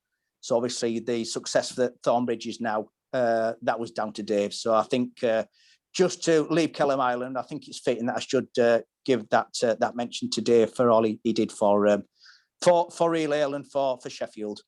Just checked up with a Hope Brewery. Again, it was Hope and Anchor. It was, guess what, one of those Bass breweries that got kind of broken up with the beer orders in 1989. It is famous because it was the first brewery in UK to brew Carling Black Label, which was under license from Canada. Canada, yeah. And I think shut in 94, I think it's saying here. Yeah. Yeah, I mean, like you say, Mike, really, that was the demise of the heavy industry in Sheffield, I would have said. Sort of mid-80s, late 80s, 90s. Yeah. And so the big brewers, all of a sudden, they didn't have that guaranteed trade anymore, did they? And that's why, I suppose they decided then to move out, close down. And then, as I say, David obviously seen that early in the 80s, he saw there was a potential to try and bring Real Ale. In fact, on another side is that he invited, I think, Wards to supply his beer to the Fat Cat. They sent the head brewer down, and the head brewer inspected his pub and inspected the cellar and said, "Yes, we'll put a vessel in your cellar for bright beer, and we'll give you the pumping engine." And he said, "No, thank you." So in fact, he started serving Timothy Taylor's landlord. So once again, he basically pioneered landlord on its rise to fame, and Wards realised how successful it's been. So in fact, then they went back to him, cap in hand, and said, yes, we'll supply you with Cask beer. We like to put Cask beer on the bar. So and again, it's our beer credentials. I mean, I remember being in there with you in the 89, 90s, 1990, 1989. I remember it. I remember it being that kind of place where I remember clearly me and you going down there one night, and it was like I said, winter's night, and you walk past horrible warehouses, and we got in there, and it was buzzing, and it was full of people, full of mainly students, but some old guys as well. And it was one of those where you just didn't want to leave. And it got to about 11 o'clock, I think we got kicked out. And it's like, God, you've got to now walk back past all that because you didn't get taxes in 1989. Although we've got to say that the bus system and the tram system in Sheffield is pretty great. Although it's quite a spread out city, isn't it? And I know you mentioned this the last time. And you've got all those 7 hills. Actually, and it goes back to, I remember the good old days, for something like 20p you could go anywhere, because again it was a Labour, very much not more than Labour, it was almost communist, wasn't it? The Republic of South Yorkshire, and they made a big thing that certainly for young people, students and old people, travel was virtually free in Sheffield. Am I right? Wasn't it 5p when you? I'm sure it was something stupid like that when you were there. Not that cheap, but certainly the bus service. And in fact, they had that situation where they had different bus companies competing on the same routes. Yeah. So I mean, up to Totley, there was 3 different bus companies all running the same route. So you could literally jump on a bus every 5 minutes. Yeah. And the cheapest ones. The cheapest ones were the ones that had the knackerest buses. Yeah. But if you're a bit skint, you want to save yourself 20 pence, then you'd hang on for one of those that company's bus to come along. Sometimes it broke down, so it was in fact a false economy because you actually spent longer on a broken down bus. But yeah, certainly buses. The trams, for all its success, obviously it was one of the first cities to take the trams back.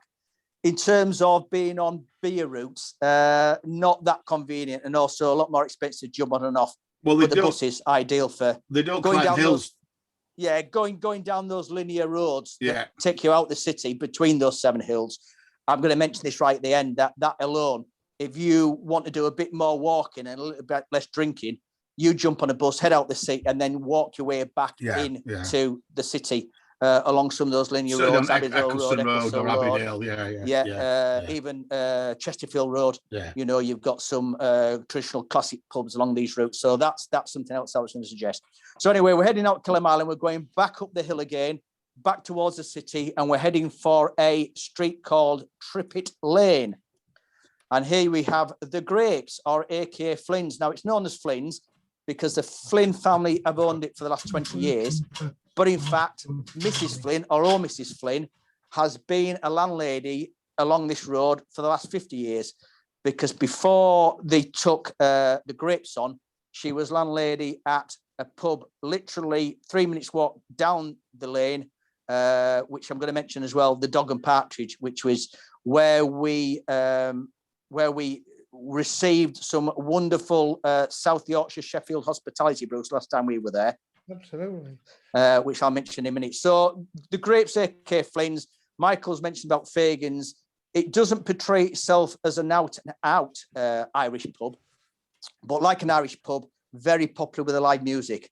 And in fact, this place, I first came upon it from a mate of mine at university who said, oh, they have an Irish night on a Monday night. And once again, Monday nights traditionally are very, very quiet. So a lot of pubs try and do something extra, try and get people in there. It's either... It feels like an Irish pub though, doesn't it? It feels like an Irish pub. Without no, not this one, Bruce. No, the Dog and Partridge does. The Grapes. This is the one that's got the central drinking corridor. I think it feels like some of those Irish pubs we found around Belfast and places like that. So you've got tiled interiors. You can see top right photograph there. That's in the little parlour on the left-hand side as you go in. Bigger room on the right-hand side, which is where the music normally happens. And then you've got your drinking corridor and your bar. And then your rooms off it.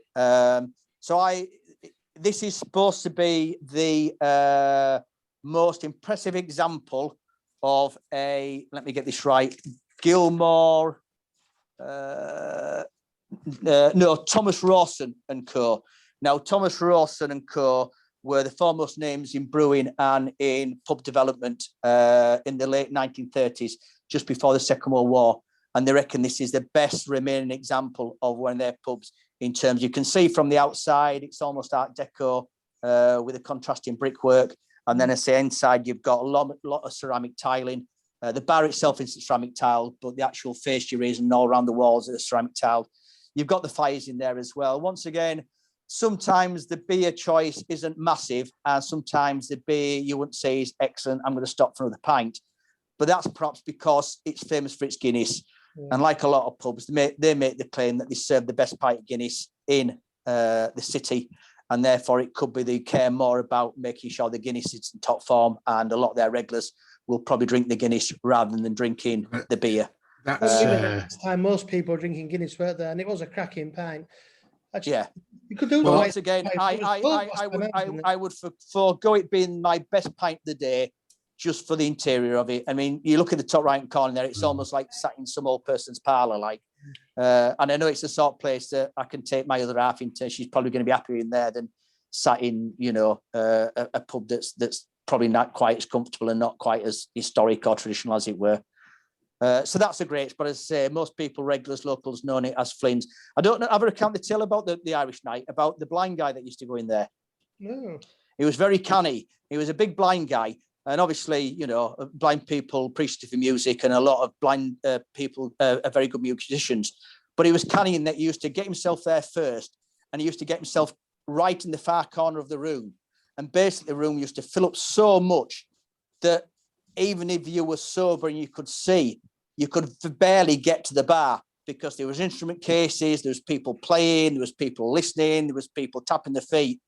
And so every time he used to make to getting up out of your seat because his glass was empty, somebody would have invariably say, "Oh, it's all right, Jim, I'll get you this one." And he used to have about 10 pints and never used to pay for any of them because people used to buy his beer all night. And then come the end of the night, he used to get himself up, off he went home. And in fact, I was counting this story last time I was in there with Jackie, and lo and behold, the same guy actually came in and he got sat at the bar because it was during the day. He had his pint of Guinness. So yeah, I thought quite a good ploy, that one there, to get yourself right in the far corner there, so and get everybody buying your beers.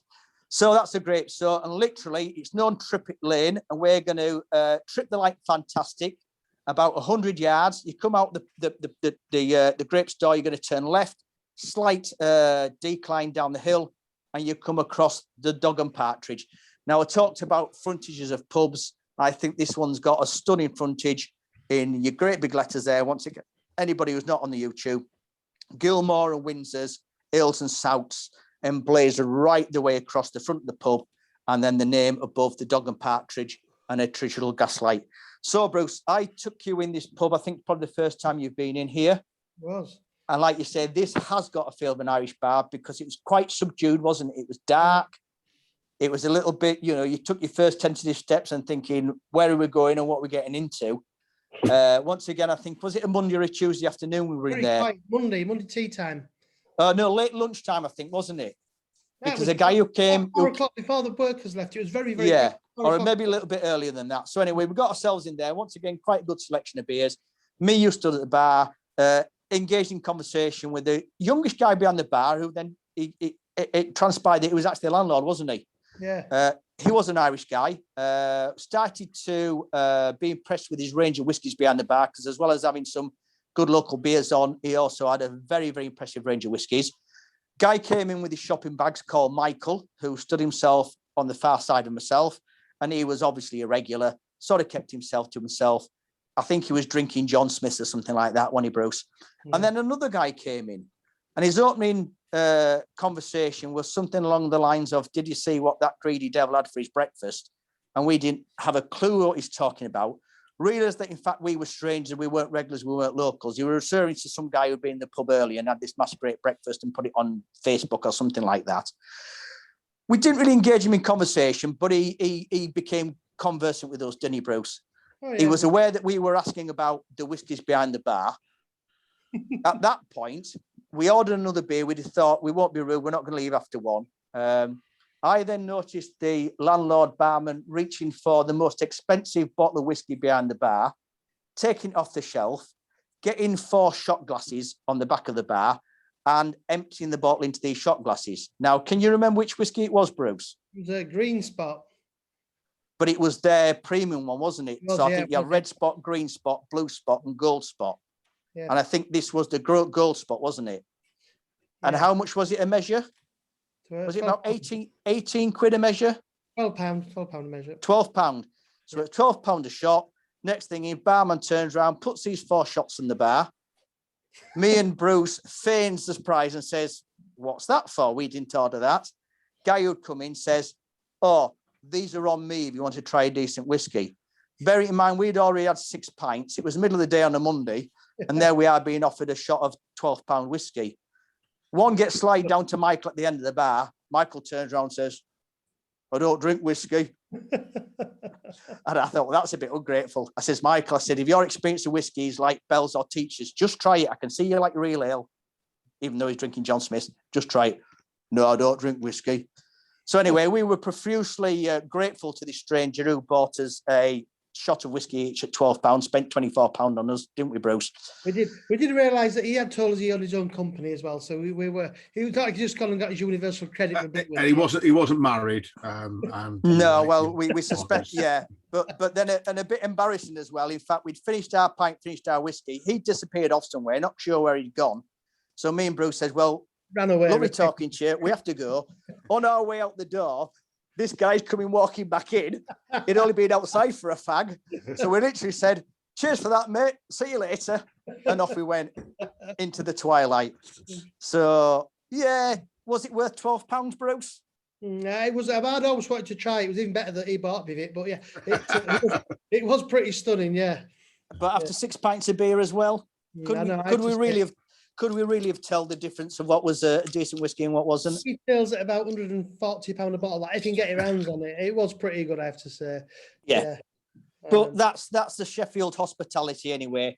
So that's the Dog and Partridge. So I'll say you're not getting a massive great range of beers in there, but enough to suffice just to pop in there for an hour and take quite a nice pub, yeah. The traditional ambience. And again, interesting how Gilmore's and Windsor had a quick look at that because again, a bit of a brewery geek. Gilmore's actually were a brew from the 1800s that didn't actually brew beer; they brewed hop bitters, which are a little bit like tonic wines. But again, if you go through, they bought out Windsor Brewery, which is a London brewery, and guess what? Tetley's bought them out in turn, and then they kind of devolved them, so that kind of thing. So Nicholas, a lot of these buyouts, the brewers weren't interested in the beer. All they wanted was the pubs. Yeah. All they wanted was the real estate. Yeah. So you moved on to what you onto your second beer now, Nick, wasn't it? Which was, did you say it was a Copper Dragon? Yes, this is Copper Dragon. This is the Golden Pippin, which I used to really enjoy. Like you said, Bruce, when they first came on scene, it was almost like a breath of fresh air, wasn't it? Well, yes. And yet they seem to expand amazing, and they seem to have so much money as well. You know, every pub we went past, it was all emblazoned in Copper Dragon livery, you know, sponsoring menu boards and signboards at the side of roads and all that sort of stuff. So it seemed they must have had a lot of money to throw at it at some point. At one point, they were in 1,800 pubs. It was astonishing coverage for a small, tiny brewery from West Yorkshire. Are you still on the same beer, Bruce? I am, yes. I'm still back in. Well, I've evaporated one, so the Bear Town was extremely nice. I can recommend the club. I moved on to a Gypsy because being a craft beer wanker, I've moved on to my Gypsy here. One of my boxes, a Baller IPA. It was quite nice. And I'm going to finish tonight with a Beaver Town. Why not? Tesco's, I love them. Lupoloid, which is that 6.7 IPA. Can you actually see through any of these beers that you're drinking? Yeah, look at that. Right. Beautiful. Well, where's the camera gone? Look at that. All right, okay, that looks all right. Yeah, no, I'd probably have a go at that because it looks to have a nice foamy head on it as well. I think by 5 o'clock Saturday in my back garden, Nicholas, you'll be another craft beer wanker by the end of that one. My boxes. Right, come on, let's crack on. I'll bring me on. So we're heading out of the Dog and Partridge. We're turning left, and once again, we are heading to the city now. So you will come upon Leopold Street. You turn right, which will take you right back into the heart of the city. And as you walk up Leopold Street, you'll see the City Town Hall in front of you, distinctive with its Gothic clock tower there. You're going to take the street immediately left to the left of the City Hall, and then you're going to take your first left again, and that'll bring you on to Norfolk Street. Now, Norfolk Street is famous for any snooker fans, the Crucible Theatre, and also the Lyceum Theatre. But once again, when I was a student in Sheffield, if I wanted to drink right in the town centre, this was before there was even any Wetherspoons or anything like that in Sheffield, this was the place that I used to head to. However, at that point, I don't recall, it's actually a Sam Smith's pub now, and I think Sam Smith's have only owned it for about 10 years. I seem to think that it was a Whitbread pub there, and I seem to remember that I used to drink Courage directors in there. So whether there's a link between Whitbread and Courage, I'm not sure. But I always used to go, it's a 2-room pub, very, very basic. It's now held up as a classic example of which is Edwardian Georgian townhouse. And obviously Sam Smith has started doing this now. He's starting stripping the render off his buildings back to the brick. I'm noticing a lot of the pubs in the villages in York and around about there, he's doing this, Bruce. He's stripping them back. He's done it in Sheriff Hutton as well. He stripped it back to the brick, you know, because a lot of these pubs had render put on and then painted, and I suppose then they start to look a bit tatty. So as I say, when I used to go in there originally, I think it was white rendered, always a pub. And I say I used to go in, as you look in the picture, I used to go in the right-hand side there, 2 rooms, bar serving both sides. For a Sam Smith's pub, it's pretty basic, actually. It's pretty utility. Once again, we went in there, Bruce. We managed to get a little table in the corner of the room, didn't we? And by then we were quite merry. It's warm on the left. The room on the left has a real fire. And you'll get a few characters in there as well, don't you? Absolutely. That's what we're going to say. Out of town city pubs, that is a pub. If you want to meet the gritty, down-to-earth people of Sheffield, especially the older generation, you will still get them going in there with their plastic bags and stuff like that. In fact, there's a classic a review on, well, there's two on TripAdvisor. One woman complains that she was told to leave the pub because she was on her phone, and I wasn't even on my phone. I was sharing some cherished family photographs with my husband, and I was outraged. I was spoken to. And then another female on her own with her female friend. We'd popped in there before the theatre, and we would say that the locals were a little bit too friendly. In fact, they were far too friendly.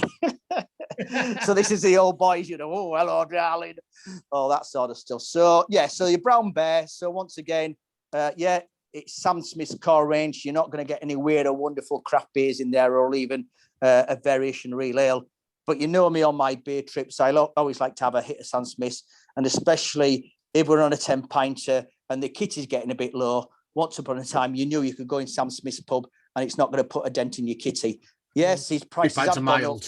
Well, his prices have gone up, but they're still in line at £2.97 for a pint. They're still cheaper than most of the pubs that you'll come across. But you said, Nick, actually, what I would say is go to Sam Smith's pub and look at what they've got, because I know you said they're not very broad, but they are. They've got oatmeal stouts. They've got all the fruit beers. The fruit beers. Oh, the bottle beers, everybody rates the fruit beers. Yeah.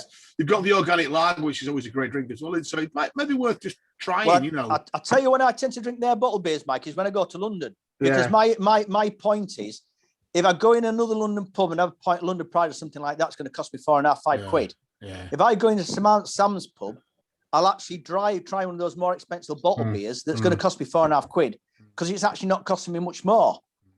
And yet I'm trying something completely different. So that's when I tend to drink, is unless it's Christmas, Bruce, when I have my Black Forest Gatto of the wild cherry beer and the chocolate stout, and I'll drink that up in York. So quite conveniently, straight out of the door of the Brown Bear, turn immediately right, and you can stumble into the next pub. Once again, first time I'd ever been in here, it even took me back, in fact, that when I walked the Brown Bear, I thought, what the hell is that there? I couldn't remember what the building had been before the head of steamer got hold of it. It actually was a bank. Once again, from the outside, stunning building. Yeah. Now, I'm going back on my likings of these hipster, crafty, these crafty sort of hipster places that are scaffolding boards that have been varnished or waxed, basic mismatched furniture, don't actually look like a real pub. And that's why I put the internal picture on there. It's got lovely ceiling, but the actual interior isn't a real pub. But the reason I put this on my list is because they had a good range of real ales as well as craft beers, very cosmopolitan audience or drinking in there, wasn't it, Bruce? There was a lot of different groups of people. And why I've put it on the list today is because of all the pubs I've been in for a long time, the youngest guy behind the bar actually knew what he was talking about. If you remember, Bruce, I was off for a Californian Wave electric IPA, something like that. I thought, right, I'll try a crafty beer. Going to be about $5.50 a pint. And he said, if you like that sort of style, he said, I would actually recommend this one. He says, this one's as good, if not nicer, and it's £1 cheaper. Yeah. And I tried it and I said, I really appreciate that, mate. And he knew what he was talking about, got talking to him about beers and stuff, and he knew his stuff. So that's why I thought that deserves it. But then then you bought half a pint of extremely strong, muddy-looking water and made you very drunk, I remember. Yeah, well, that's the problem with craft beer, isn't it? And once again, the people behind the team, it's Cameron's, isn't it? And we've spoken in the previous podcast about this. They are looking to massively expand this chain, and they are actively asking people to recommend. They've already identified cities and towns where they want an outlet establishing. And they're asking people to actively say to them, look, if you know anywhere in York, if you know anywhere in other towns and cities, let us know and we'll look at it seriously. So, yeah, that's the last one I say. It's a bit of a weird one for me to finish with, but it's convenient in that it's just down the road from the Brown Bear, and literally after 10 pints, which is what we've about got to, you're heading down the hill past the Crucible Theatre. Once again, you've got a pretty busy flyover, sort of a dual carriageway sort of thing. Find the subway out, go down the subway, go underneath the dual carriageway, and you're back onto Pond Street. You've got the bus terminus in front of you again. So from there, you know where the railway station is. Cross diagonally through the bus terminus, and you're back to railway station. And if after 10 pints, you don't feel you've had enough, And if you want that cheeky last one, do you remember, Bruce? I had a cheeky last one. Yeah, We went back into the tap. What did he have? Jaipur. I had a pint of Jaipur. Yeah. Which Sheffield claims as its own, although it's from Bakewell, they claim it as their own, I think. Yeah. So, yeah, I think a lot of people do say that Head of Steam at Sheffield is one of the better of that chain because they're a bit up and down sometimes, but they do say it's pretty good. So, as I mentioned, I just had a quick of a Twitter shout around if anybody would like to throw in any alternatives. I think we've been quite good in trying to be realistic and just have a 10-pint limit, which is quite good, really. So a couple of suggestions. So our great friends at Glorious Ghoul at the Tom Pudding bottle shop, they mentioned the Fat Cat, they mentioned Keller Island. They also threw in the Bath Hotel, which is towards the bottom of the pictures there, which is, as I said, a little bit like those flat iron pubs with a kind of on a street corner. They also threw in the Harlequin, which none that you mentioned is you were kind of and ahhing that's in Kellen, and they also threw in the Red Deer, which I know you and Bruce have definitely been in recently, which is more. Oh, is that the Cathedral side as well? That kind of way? No, that's his student by the university. That's to the north. Yeah, right. Up where the say the nursing college is as well, and it's the Red Brick University up there, out up north, up Hillsborough way, not as far as Hillsborough, but that's where the Red Brick University is, up in that part of town. So they are. I think the Red Deer is has got quite a long heritage in that they're a big Seba pub. So they've always had a lot of 8 Cask ales, which they have on, and they're there. And the Harlequin is a little bit of a mecca for anybody who wants to have any Exit 33 beers. Brewery Exit 33 are on Exit 33 of the M1, which is one of Sheffield's newer breweries, and that's a good place if you want to drink their beers. You mentioned the Blue Beers, Nick, and that's at the Blue Bee, they're at the Rutland, which is where's Rutland? It's that one right left-hand corner there. Then again, a couple of people mentioned what our friends at Hop Indians and the Beer O'Clock show. They said that's a bar that they would probably go into. They also mentioned the Shaky and the Tap, and they also threw in the Bath as well. Bruce, they've just done a really interesting this week's podcast with a guy called Crombie, an Irish guy who runs the Round Corner Brewery in Melton Mowbray, and they were talking about the Melton Mowbray Pork Pie Festival. Oh, that'd be happy. On the 6th and 7th, and interesting guy, Crombie, great podcast. It was quite a long one. He bought the Melton Mowbray, or he's got a holding in the Melton Mowbray in a cattle market, and he's built a brewery in the market there with a fantastic tap. So that's how Melton Mowbray's a cracking little town. I used to go there quite a lot when I was at Loughborough. So I think, Bruce, we've got to go. They've also got one of the best food festivals in the world. New York Times, I think, top 5.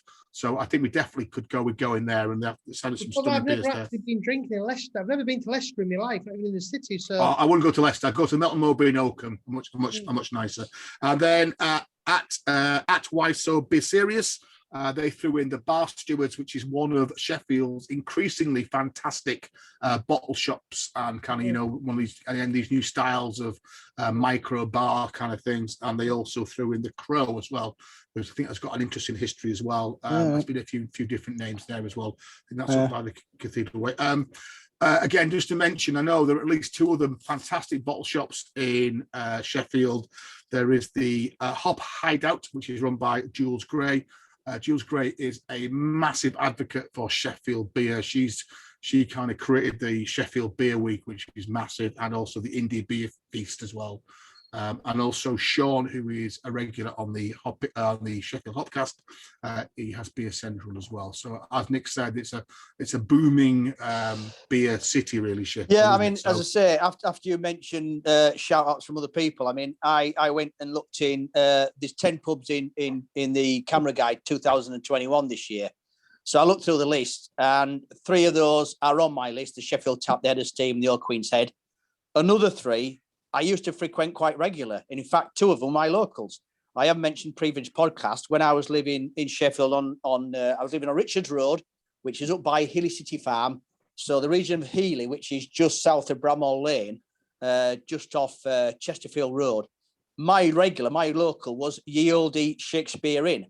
there's a bit of confusion because obviously you've got the Shakespeare in Kellam Island, and you've also got Ye Olde Shakespeare Inn. It's not now known as Ye Olde Shakespeare Inn, it's known as the Brothers Arms. But that's where Dave and Norma were the landlord and landlady, and I was in there most nights. So that is on the real list now. And in fact, the Brothers Arms, it's after that it was a music group, I think, the brothers who bought the pub, and they've got supposedly quite a stunning beer garden as well that looks out over the city there. The other one is the Sheaf View. I mean, the Sheaf View was literally closer to where I lived than the Shakespeare, although we tend to go in the Shakespeare because Dave and Norma and the other people in there were more welcoming in than probably Sheaf View was at that time. So as I say, I know those two pubs very well, but they weren't because that really is a good 20-minute walk out the city. So, you know, if you want to walk rather than drink, then that is a consideration. Rutland Arms, which you've mentioned, once again, another one there that I did go into. And then the other four are the White Lion on London Road. I used to go in some pubs on London Road, but I can't say I've been in that one. The Traveller's Rest, which is a bit out of the city, the Beer Engine, and the Harlequin. So it seems that the Harlequin, if I've not been there before, definitely when we go to Kellam Island next time, we will be making a point in going in, have a look at the Harlequin.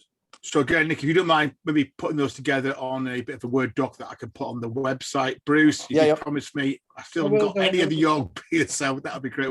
So we've kind of picked 10 with a few more thrown at the end there. Bruce, your pick of Sheffield? If I flick back through. It has to be the down in Kellam Island there, Fat Cat. I mean, I think probably one of the best 20 pubs in the country. I mean, you get there on a dark night, firelit. Beer's such fantastic. Every pint on that bar's fantastically well kept. Their own beer's great. It's an amazing price. I say you can eat there very reasonably. It's just got a great atmosphere. Like you said, the type of place you go in and wouldn't want to leave. Best visited on a dark winter's night. That's what you always say. Nick, what were your choice of those if you were to choose one? If we're having to stick to the city centre, if I've got my other half with me, then it's either the tap or it's the grapes. Because I know the Fat Cat, we're not dragging all the way down there, are we? But if I'm with you guys, or if I'm under my own steam, then I would make the effort to walk out all the way to the Fat Cat. But otherwise, I say the most convenient, obviously, is the Sheffield tap. The range of beers and the building itself inside is stunning.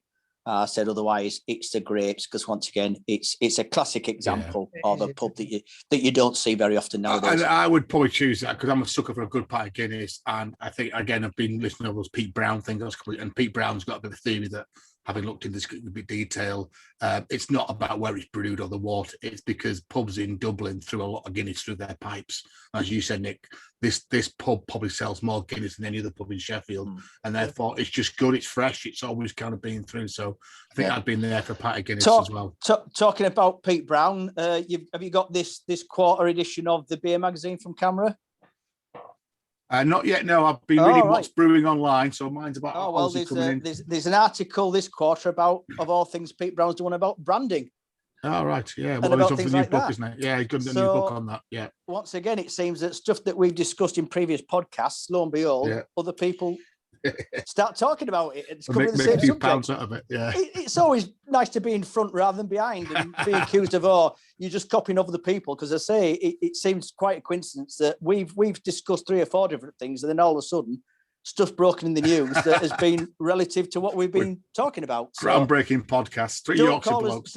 Don't call us beer philosophers or soothsayers, but it seems that we are looking to the future and coming up with subjects and topics and items of information that all of a sudden become then national and global. You could say we spend too much time reading and researching and Googling beer stuff.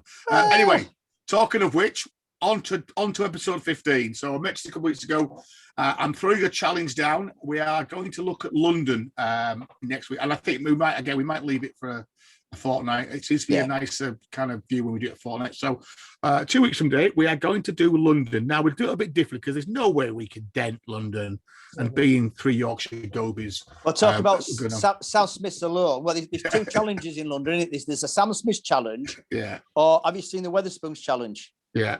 And you've got to visit every Wetherspoons within 24 hours. Yeah, that's on YouTube. So I'm going to say 3's the magic number. So it's 3 northern blokes visit London, or we recount our visits to London. And I'm challenging the other 2, all 3 of us really, to come up with your 3 choice of pubs. And what we'll do is a little bit of a competition. I don't. We won't get too complex. I was thinking about Devon's scoring system, but sod that.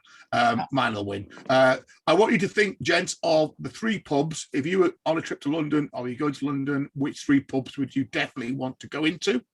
And you're going to try and sell those 3 pubs to each of us.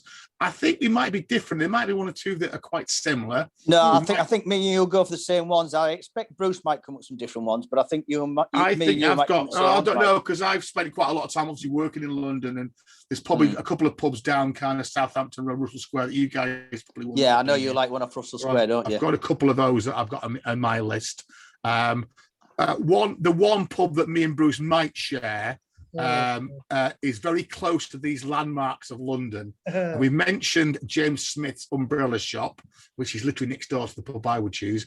But actually, just round the corner is Arthur Beale, which is another one of London's iconic specialist stores, which is on the top of, it's near to, oh God, what's that bloody Rainforest Cafe on Shaftesbury Avenue? It's kind of that direction. There's a very good, actually, curry house that I used to go to next door. And some bad news about Arthur Beale, but anyway, I'll come to that this week. So that's my little teaser about which pub I'm going to choose. I've got a teaser for them as well. I've got some, I've acquired some more brewery in here. Very specific and individual to London. So right, okay. It took a lot of getting, but I've got it, and I'm quite chuffed with it. But so I think that'll be in 2 weeks' time. That'll be the week before we have our Whit bank holiday. And I said the plan then is hopefully a couple of little exciting things over the following week, in that we maybe are planning a little trip to Roosters Brewery and maybe Harrogate Brewery. And I said we have also thrown these down with a challenge. We might do a couple of podcasts that week, maybe hopefully live from our pub as we get to actually go into pubs, which I'm very much looking forward to. So thanks, everybody. Cheers to Nick. Cheers to Bruce. Yep, likewise. Cheers, everybody. And we'll see you in a couple of weeks' time. I'll hopefully get this podcast out by the weekend. So cheers. just let me stop recording.